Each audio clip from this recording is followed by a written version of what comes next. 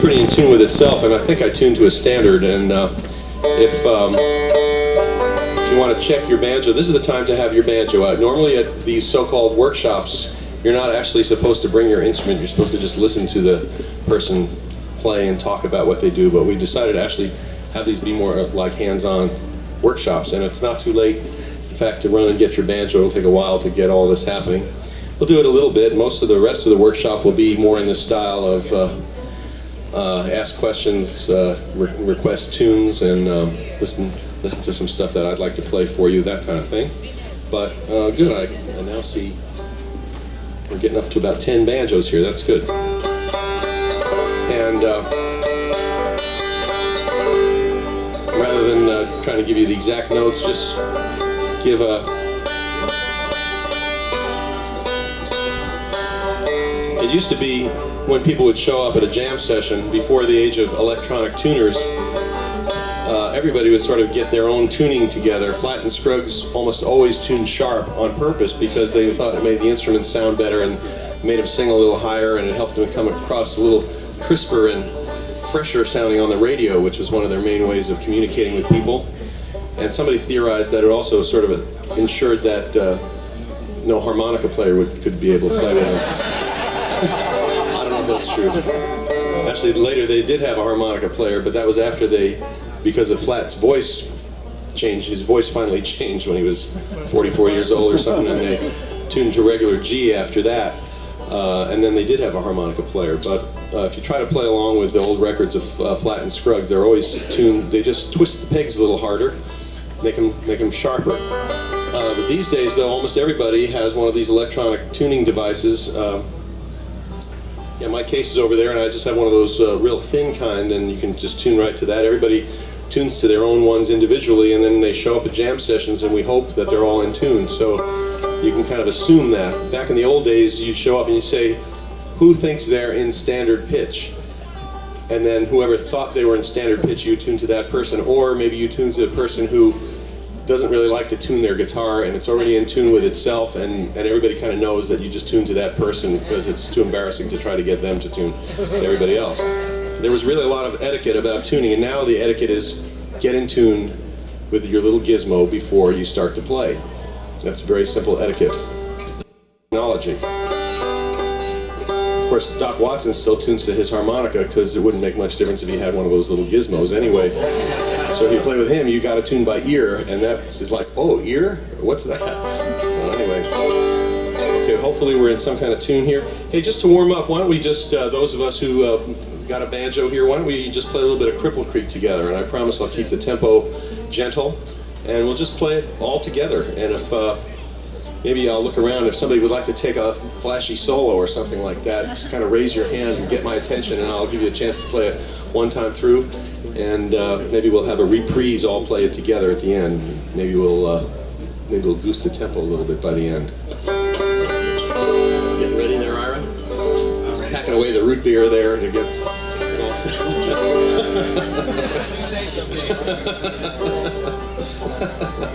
All right. A little bit of Cripple Creek. 1, 2, ready, go.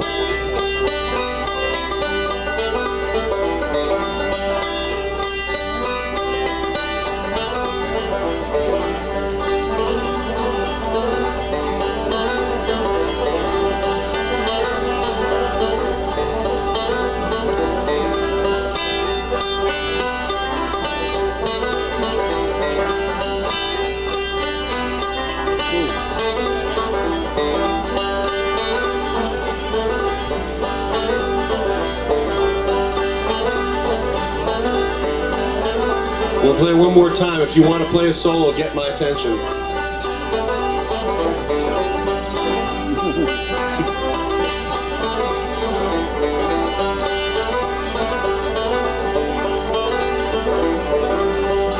Well, we'll give it to Ira because I know we can do it.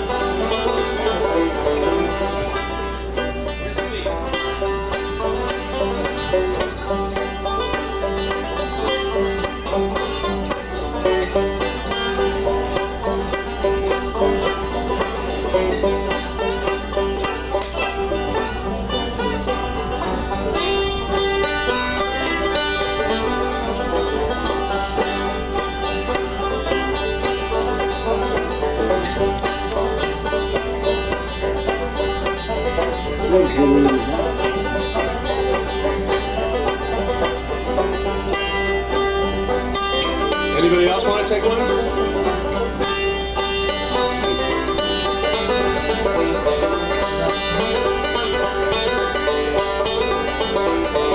Okay, get loud. That's last time coming up. Here we go.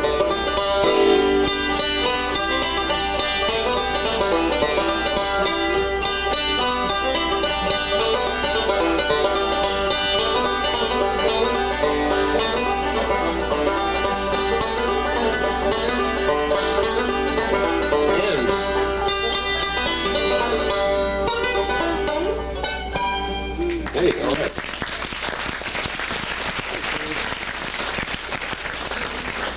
Well, thank you, Ira, for bringing me this. Now, this is the tab, like I said, and if you really want to be one of the many folks on the hillside actually playing the solo, the best thing to do is get a copy of the tab and sit with it on your own for a while. But I just want to give you a couple of the principles of playing along in a jam session and making it work when you have too many people, basically. I mean, a real good bluegrass band has 5 people in it, and that's really when everybody gets a chance to play what they want to play and not have to worry too hard about staying out of each other's way and making the whole ensemble work. But for the sake of fellowship and all that kind of stuff, which is a big part of what we do, we say, sure, bring 4 more banjos, great. 8 guitars, great. Just the main thing is, first rule of etiquette is you really should get in tune. Take the time to get in tune. If you're not able to tune your instrument, get some help. Because if you've got an out-of-tune instrument and it's heard, it's only going to work against the music. Now, when we get down to real small tolerances, it'll be forgiven, but if something's sounding sour and sticking out, it hurts. If everybody gets in tune with the gizmos, that's better than most human ears can do, and it'll sound surprisingly sweet and good if everybody is right in tune. So we're going to work on that to happen, I hope.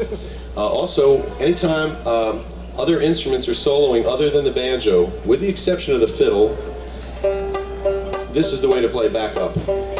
Not because this will just get right in the way of the sound of a guitar.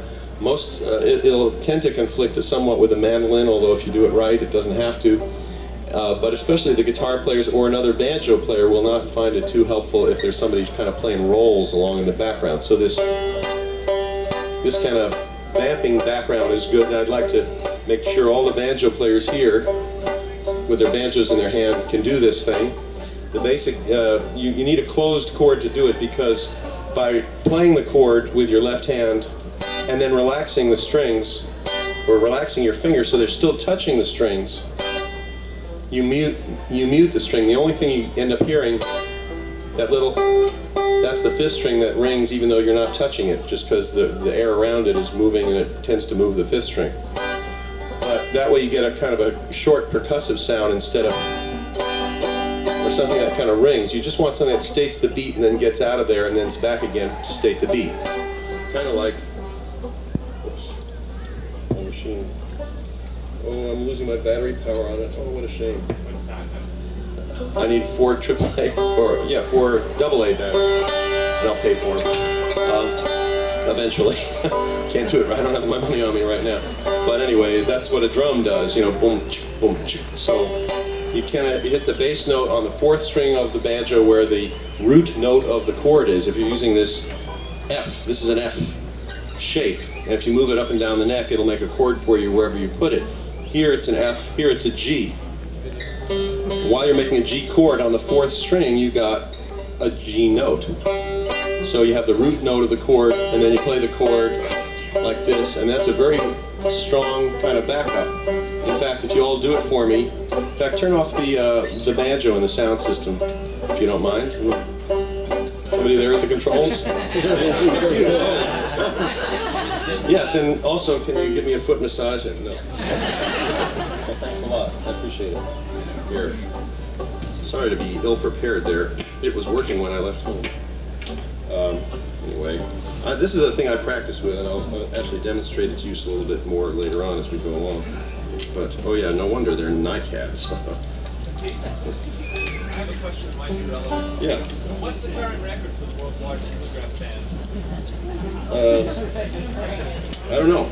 I hear that there is one, though, but I don't know what it is. No one's probably got over 300, but I heard the next year that Winfield topped them out, and I don't know how big that was. Well, That's something good to research, Ira. You sound like the kind of guy who should do that research. No, the thing is, for it to actually be like a verified Guinness Book thing, there has to be a style of verification that they will buy. It's not like... Not going for that like Owensboro did? No, not this time. We're sort of, the whole concept is a little scary. We just don't know what the heck we're doing with it yet in the first place. So we thought we'd try it and then build it from there. Whose idea was it? Good idea. There we go. That's the sound of the drum. Ooh. Get down. Hey. Yeah, what I really like is doing things like... Okay, here's that for now. Back to bluegrass. Anyway, here we go. Now, yeah, the banjo, let's get my banjo out of the sound. Now, tomorrow, like I said, we're not going to be amplified. We're just going to, the leader, which will be me, will just kind of be cueing people using amplification, but we're going to try to rely on just hearing sound waves through the air. So let's hear everybody go. Okay, play as loud as you want. Louder the better. And I'm just going to go.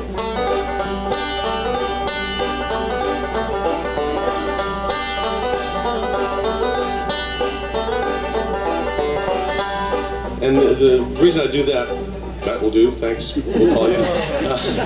No, that's good. But the idea is that if everybody's just going, then it's real easy for the guitar player to hear him or herself play a solo. And another thing I always like to make a point of to every group of banjo players I ever get a chance to talk to is that the banjo is louder for the person over there than it is for you, because you're up here and they're over there where the banjo is pointed at.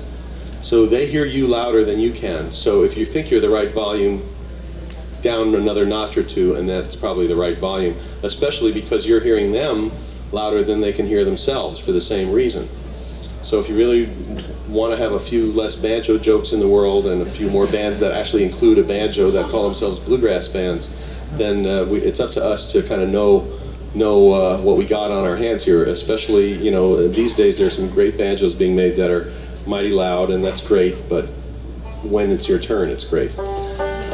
Anyway, so that's something about how we might all remember to play together, and I'm definitely going to tell the whole audience to watch out to not step on each other's solos, or I should say the whole band to not step on each other's solos when it's time for everybody to play. Now, another thing that is really going to help is these solos that we put together, and Laurie Lewis showed a fiddle solo yesterday, and John Kirk wrote out a fiddle solo. Both of those solos, basically they feature the melody on the fiddle, and that's a good place to start, is just play the melody. There are some bands that you'll get kicked out of if you don't know how to play the melody quite exactly when it's time to do that. So that's an important skill for all the hot licks you might want to learn. If you can just really know how to phrase the melody right, that's great. And if you can't get it exactly right, well, at least be trying for it to approximate it, and that will help. That'll help the music in general. So what I put together is the solos for Sitting on Top of the World and Keep on the Sunny Side that feature that. And I'll just play through them if it'll help anybody, if they have a tape recorder or something, or just to hear it a time or two. I'll kind of stumble my way through it. And you'll hear that it's basically the melody. This is Sitting on Top of the World.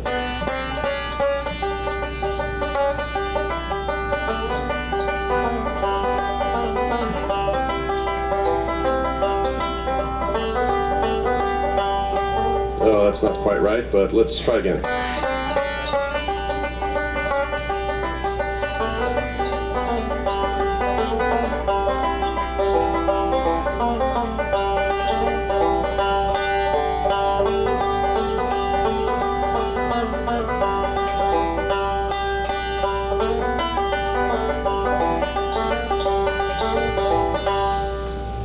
So that's a lot of it's a lot of this third fret, third string, but that's where a lot of the melody is. And you know, the tune goes, was in the spring, one sunny day, my good gal left me, she went away. But now she's gone, and I don't worry, Lord, I'm I'm sitting on top of the world.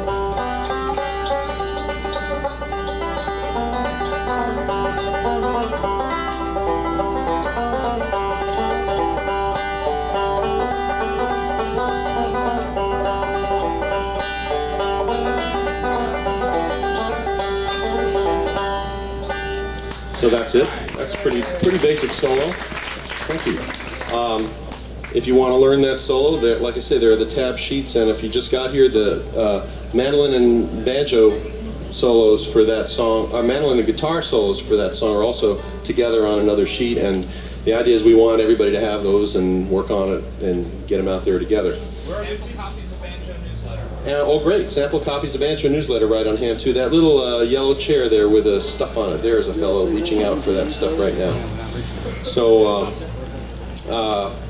I don't know, I think, well, I'll see if I can just stumble through, keep on the sunny side. It's one thing for learning an instrument, learning banjo in particular, you have to kind of understand, if you're going to try to learn, what's the most efficient way to learn. I always recommend that because an awful lot of people start to try to learn an instrument and give up.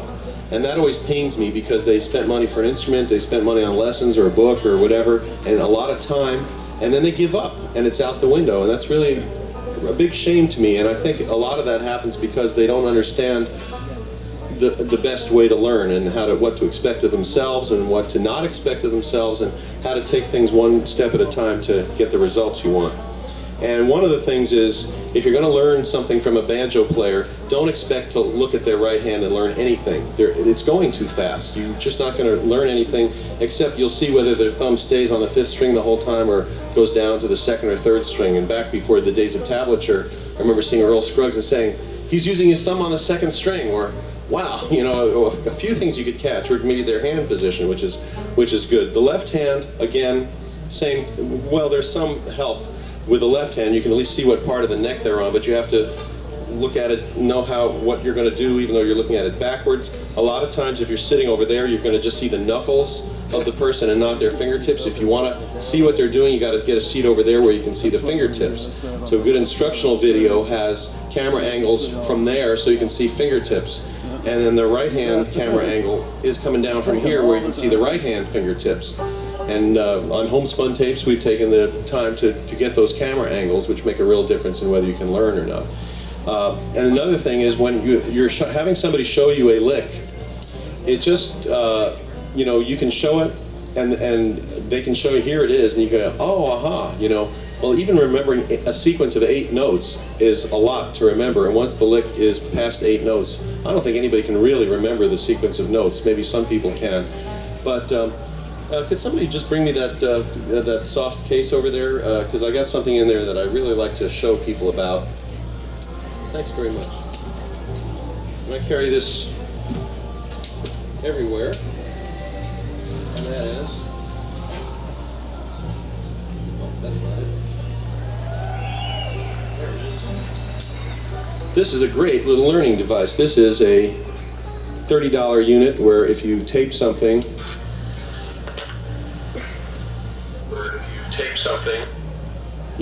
there it is. And if you want to, how did he say that? Or if you tape something. Oh, that's how he did it. Oh, wait, I want to slow it down.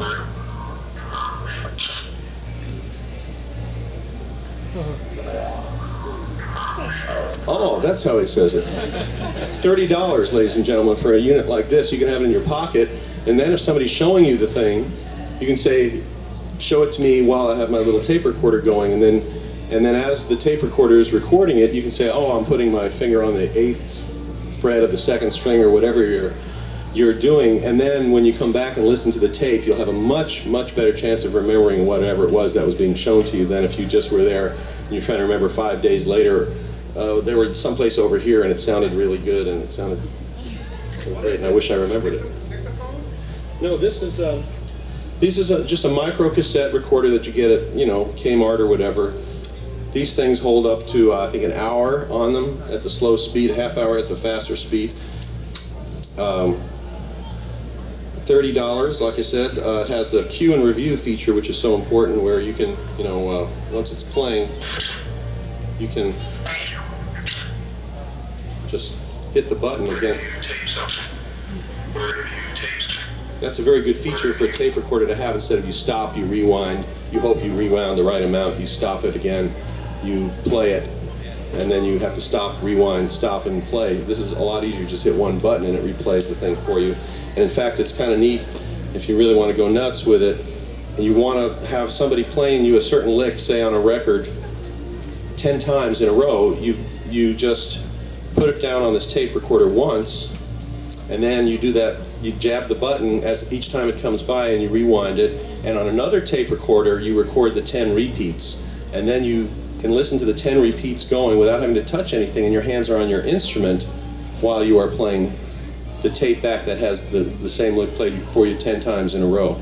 I think that really speeds up the way you might, go about learning to play stuff on, that you learn off of a record. Now there are these very nice Marantz tape recorders that have those features and much better fidelity, and they also have the wonderful feature of variable speed. So if the record's in B flat, you can slow them down to G and get right in tune with the record, which otherwise is sometimes tricky to get in tune with. But the Marantz costs like 8 times as much as this, and it also does not fit in your pocket. It's a very good unit, I think a lot of it, but you might as well have one of these also just for your shirt pocket at a jam session. Say you're at a jam session, say, what a neat song. I wish I could learn that song. Well, just record it and then figure it out at home. You get somebody to just talk the words into the tape recorder right then and there. And in fact, the fidelity isn't great, but this is only a 1-inch speaker. If you use headphones or if you plug it into a bigger stereo, it'll sound not great, but reasonable. And this is a Panasonic. There's GE and a whole lot of different brands. Some of them have little counters on them and they cost 40, and some of them are voice activated and they cost 50. So whatever you like. Just wanted to let you know that. Anyway, when it comes to learn, this is all a tangent off of what I was going to say about Keep on the Sunny Side. I'm going to play it for you, and it'll help you get an idea vaguely of what the thing will sound like. But this is not so that you will now learn it because you heard me play it once. Hopefully it'll just kind of get you in the mood to grab one of those tab sheets and then work it out in your own time. But I'll just play it through one time and see if I can more or less sight read this tablature that I made up here. It's Keep on the Sunny Side, and it's the chorus of Keep on the Sunny Side that will be the break that we all play together. Are you trying to signal me there? Oh yeah, the banjo, we should get it back up again, thanks.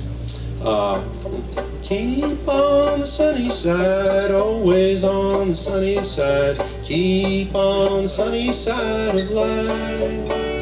It'll help us every day, it will brighten all the way if we keep on the sunny side of life.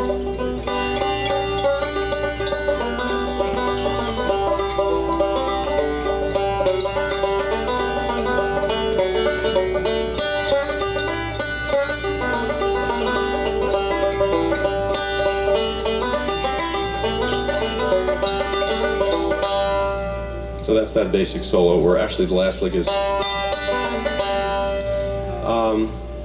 I think just for the sake of doing a few things together, that since you got some banjos out, let's just try a little bit of I think if we just play the very opening part together, it's something that you can pick up with just listening and watching.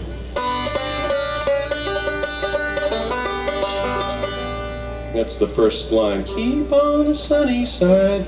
So it has this, we're leading up to this note here as the first melody note, and the standard banjo thing to do when you're leading up to that note is you play both first and second string with these two fingers and you go,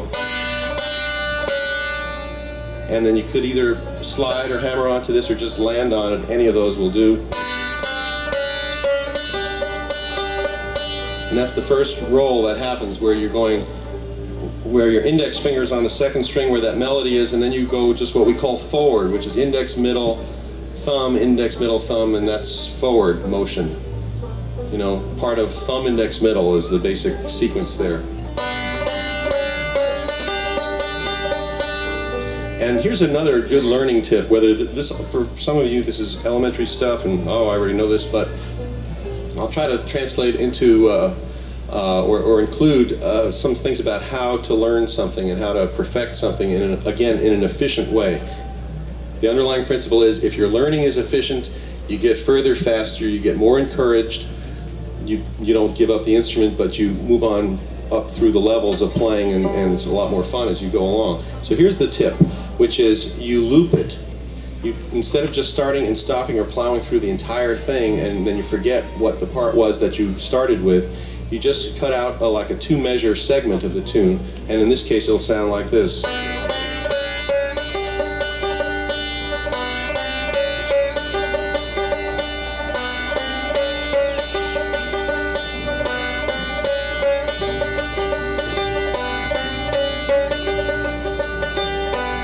And just by having the repetition there, you start getting the feeling of the rhythm, and you transcend the business of, oh, what was that note, and think of it as individual notes, and you get into a flow of notes. And when the flow starts happening, that's when you really start grasping it.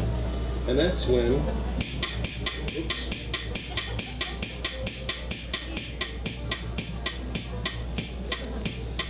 89 beats a minute there. Can you hear that all right? Join right in with me if you like.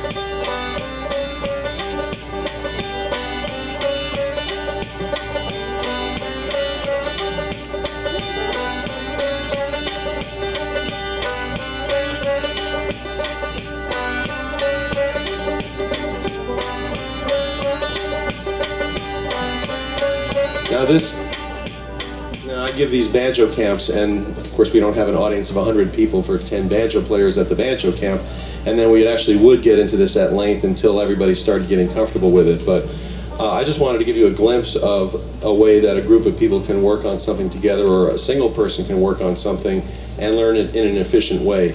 Anyway, once you get a segment like that, then you move on to the next segment, and you master that 2-measure segment, and then you see if you can play the whole 4-measure segment again with a steady rhythm going. This is nothing more than a loud metronome. You know, you can also use it as a real drum machine that plays all sorts of wild patterns and sounds, but for the sake of practicing, it's just good to have a good steady beat that you can vary the tempo of very easily with a push of a button. You can slowly inch up the tempo and work for speed and all that kind of stuff. Okay, well that's about as much as I really wanted to get into with the thing with the All Festival Bluegrass Band. But I have another item on my agenda, which is I have a new record out, and I want to show you that I can play some of this stuff. I didn't just hire some banjo player to come in and do it.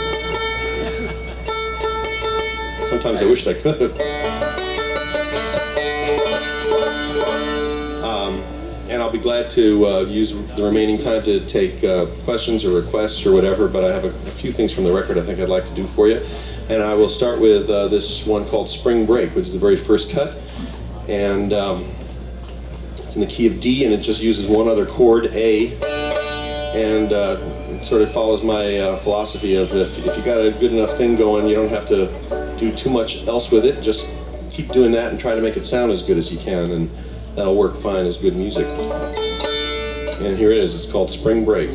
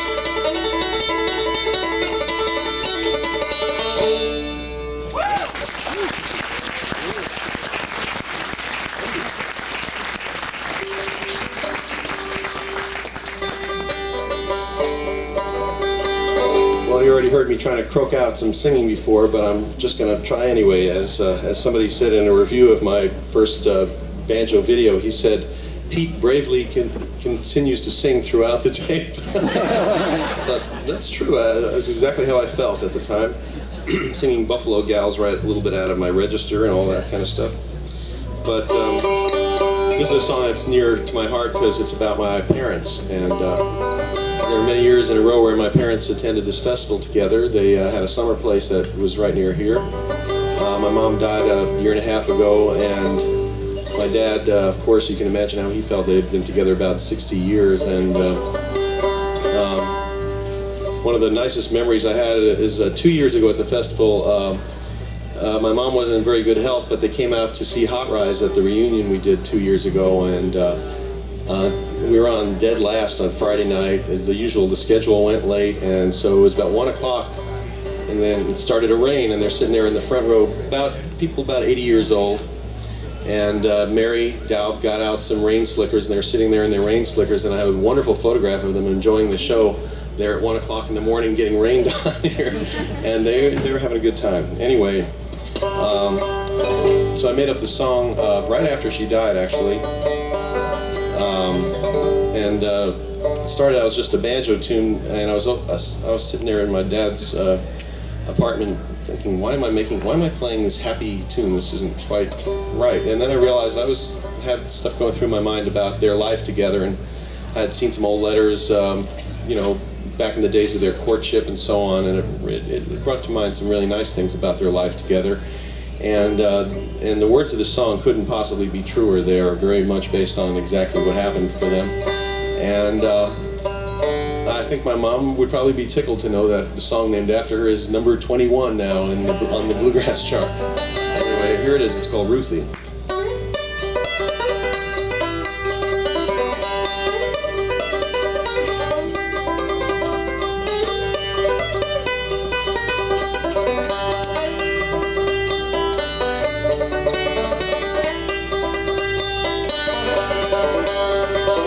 Met a special girl, makes me want to tell the world, run through the streets singing Ruthie.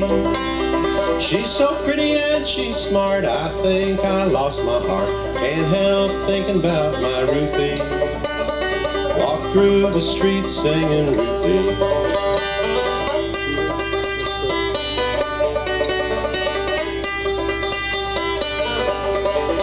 Her mama took a shine to me, treats me like family, thinks she wants me to marry her Ruthie. But my good family says she's not good for me, they don't know about my Ruthie, don't know the treasure of my Ruthie.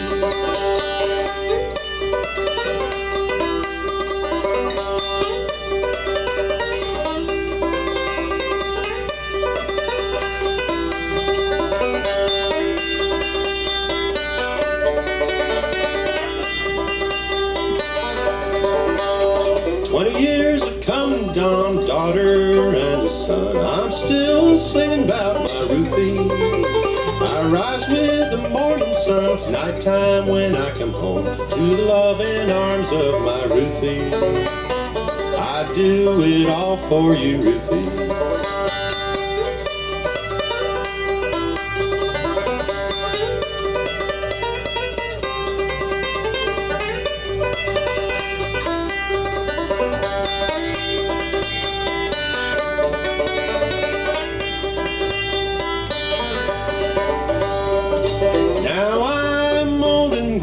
Ruthie has gone away, wanna walk through the streets crying Ruthie. Got me no loving wife, I've got to make a life without the love of my Ruthie. I'll be with you someday, Ruthie. Walk through the streets humming Ruthie. Love of my life, my sweet Ruthie.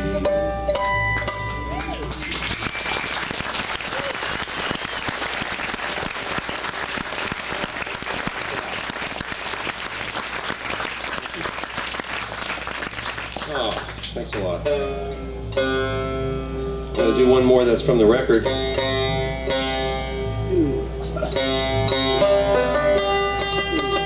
The record's called On a Roll. It's on Sugar Hill. Excuse me? Oh, well, thank you. I know her.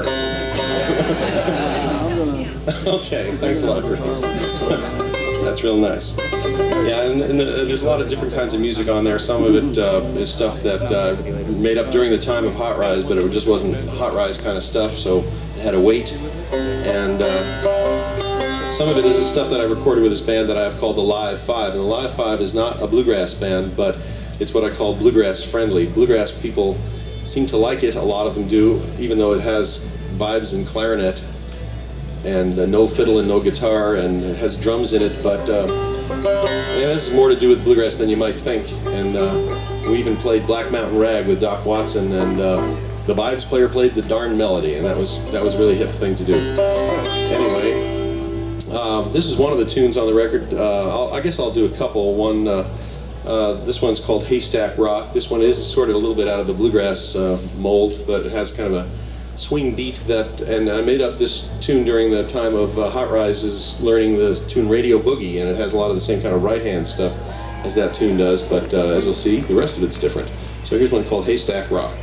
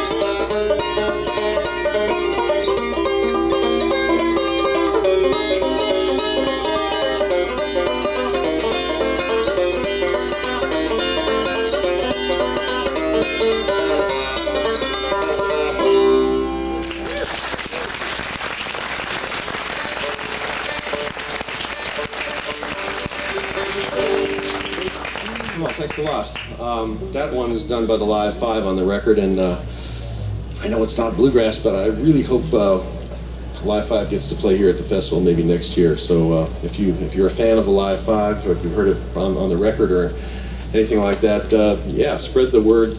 Try to corner Mary down. Don't let her get away without forcing her to agree. No. All musicians want to gig at this festival. It's a great festival, and we're no exception. We would like to play here too. Let me take any question or requests that you might have. Yeah. I have a question. Can you explain what's meant by this term? I always hear the Banjo drive. Oh. Nobody can explain us. Oh, no problem. What she says, what is drive? She hears that all the time. Well, it's the same as soul.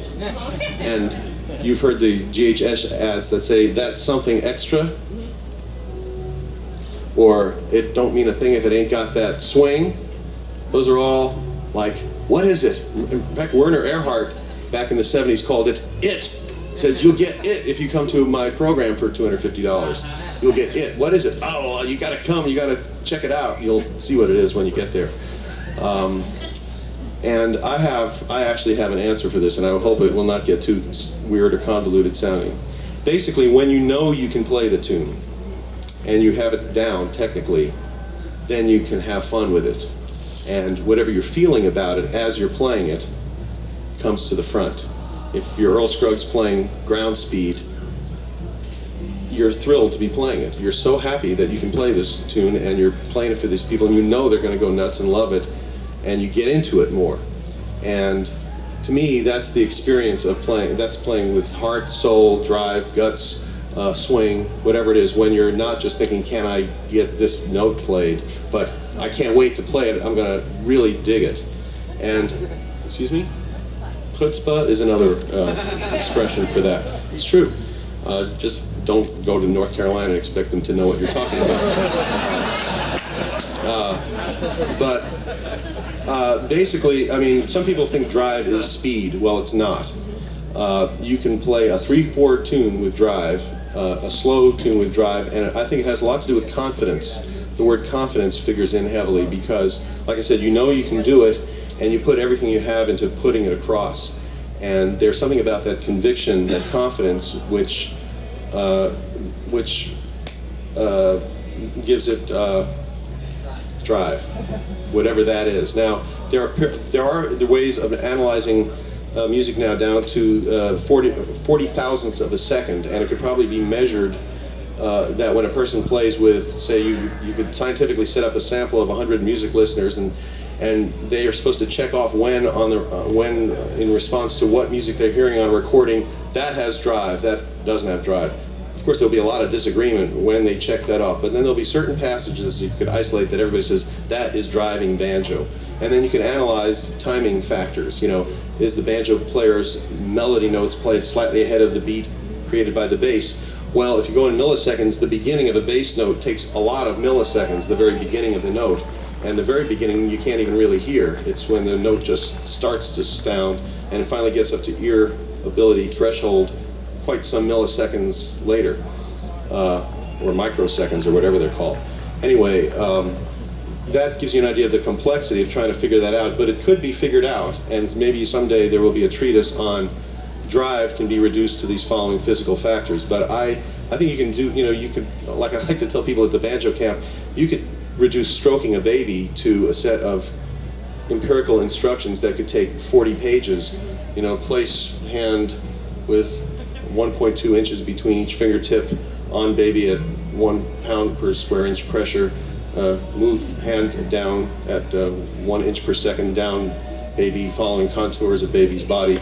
Or you could say, hey, it's a baby. You just stroke the baby, and if it seems to like it, do it some more. If they start crying, give it back to mommy. But that's, and I think if you get too clinical about analyzing stuff with milliseconds, and are they playing, in front of the beat or behind the beat, and it gets a little bit obscure. But I think if you go back to, I know I can do it, and I'm thrilled to be doing it, and I'm really into what this song is about, that's where you get that. How's that? Close? Okay. I don't know if it's right. I don't know what part is. Which I can't explain. All right. Well, that's my best shot at it. Thanks.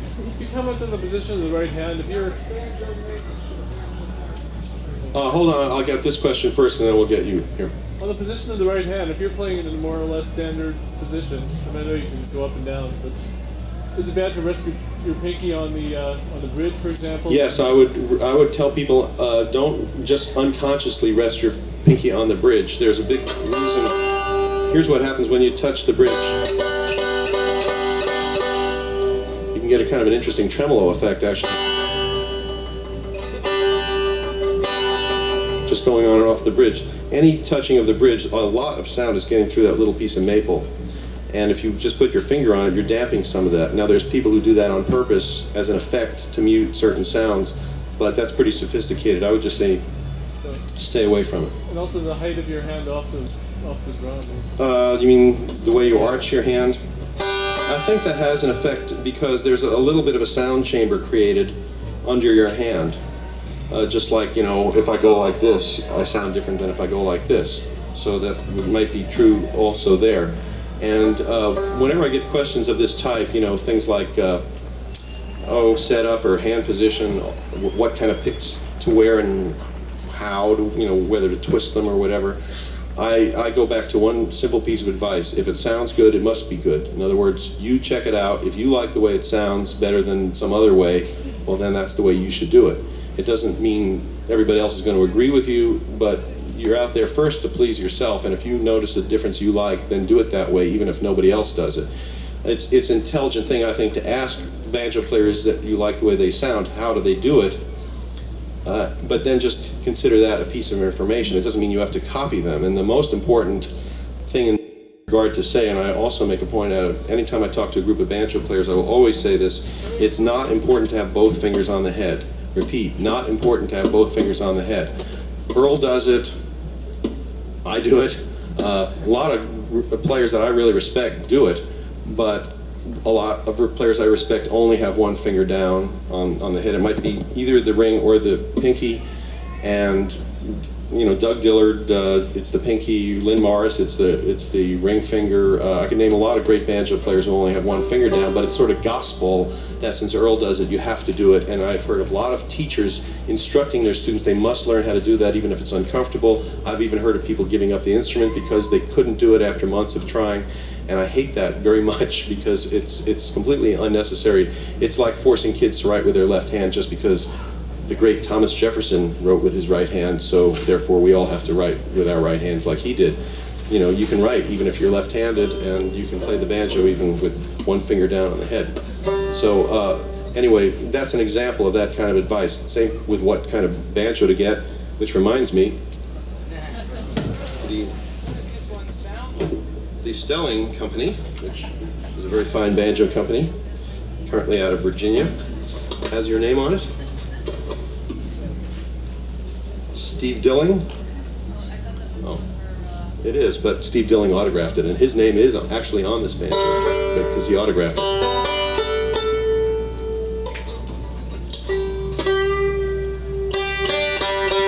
It's your fine sounding banjo. You ever notice how you can't pick up an instrument without tuning it, even if it was perfectly in tune, you still tune it?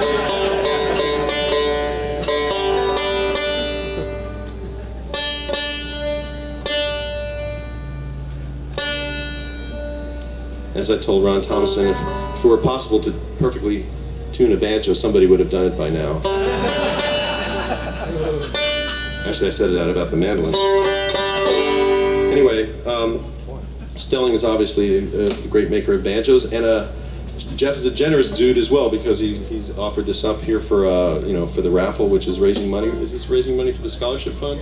Well, that's just a fine thing. So for $5, you can support the scholarship fund and maybe get a banjo in the process, which would be neat. So when it comes to choice of a banjo, it's the same thing. You try it, see if you like it. This banjo is cranked up a little tighter than I would like it. If it were mine, I would loosen the head on a little bit. I might use a bit of a thicker bridge to kind of knock down the treble a little bit and get a little bit more of the bottom end. And Stellings, like any banjo, can be adjusted to the way you like them. And if you like the basic Stelling sound, then you can monkey around with it and get it just the way you like it, just by experimenting. And you know, you try things like different brands of strings or different kinds of bridges, loosen the head, tighten the head. A few things like that will steer you in enough directions so that you can make some choices, and then you've got the setup that you want to stick with. Let me just play a little bit of something on this so that you can hear what your future banjo is going to sound like, at least as played by me. I'll play a little ground speed here.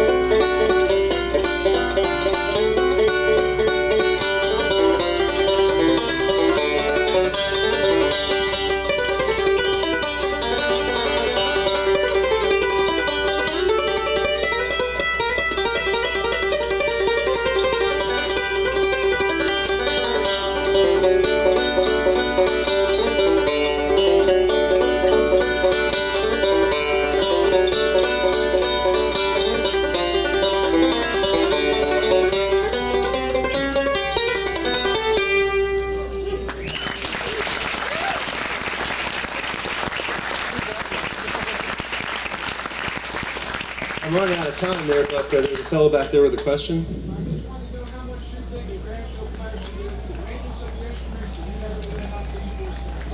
How much should a banjo player get into maintenance of the instrument? I think there's a minimal amount. Changing the strings about every month or so, especially if it's a humid climate, you'll see a real difference after a month. The same strings go into new strings, and mostly you probably will like the change. Again, there are people who like the sound of a dead strings on a banjo. That's fine. There's a lot of good music that sounds like that, and you can just make that choice. You know, old-time players will definitely go for a less sparkly sound, bright but not really sparkly sound, and deader strings will get you that. Although they'll also start losing their ability to stay in tune very well, and that's really a time to start changing them. Keeping the head at the correct tension, just with going around the head with a bracket wrench, especially when you change from a humid to, or from a less humid to a more humid climate, the head tends to loosen, and everything will sound a little bit duller, and if you want to keep it crisper, then you tighten it.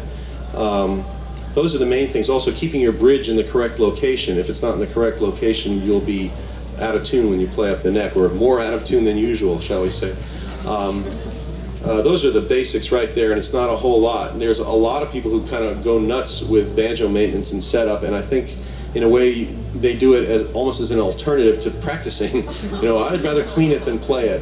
You know, and then there is all these products out. There was the head with the hole in it. You know, there was actually a banjo head that had a hole in it about that big, and it was supposedly the thing. If you wanted your banjo to sound really great, this was the answer. And now there's a $25 scientific bridge, whatever that is, and you know, must be better than the one Earl used all those years because it costs 8 times as much. You know, and I'm kind of kidding with this. There might be some very good technology that's coming around the bend and it's going to get used, but just think of how well Earl did and Don Reno did and all these different people did without anything but the basic Gibson Master Tone banjos that they had. And there are a lot, and I should say out of deference to Stelling and the other manufacturers, there's a lot of great musicians playing a lot of different brands of banjos. It doesn't take a Gibson to sound good either. And I think that what really makes the person sound good, as Alan Shelton said, he said, told me a story about how Earl Scruggs had left his banjo in its case backstage of the Opry, and everybody was trying to play it a little bit, and they say, oh, you ought to do this to it, you ought to do that to it. And then Earl picked it up and played it, and oh, it was so great. And Alan said, it's not the car, it's the driver. You know, that's true in my opinion. So this banjo I like a lot. You know, I've had it for 6 years. And it's basically a copy of Earl Scruggs' banjo in the way it's built by the Gibson Company. And I like the warmth of it, you know, and I like the fact that I can adjust it the way I want, and I can kind of, and then it stays there for a good while, which my old Gibson didn't used to do. It used to be kind of finicky, and I would have to stay after it. And this one I find relatively easy to play and gets the sound I like. But I think a lot of banjos probably could if once I got to know them, just like, you know, pardon the comparison, but you know, there's not just one person in the world you could have gotten married to. You probably could have had a successful marriage with a lot of different people, but now that you picked that person, it's good to stay with that person and make it work, and not just keep trying every other person, because, you know, once you've made a decision and you get used to a certain instrument, you will learn how to play that instrument better than anybody else can play it, actually. That's true. And I just chose this, and I'm now mated, you might say, to this instrument. Let's see if I'll play one more thing here. I'll just play, what was that? I'm down to my last tune, so I better not do something too slow. Do something kind of lively. Any requests? Something I know, preferably? Oh, that's a vocal that I don't even remember the words to except the chorus. Back up and push. I don't know that one. Lower down. Back up and push. Chucking the corn. Oh, okay, good, I know that one. All right, now we got some that I actually really do know, but let's just play. I like to play Shucking the Corn. I'll just play you that.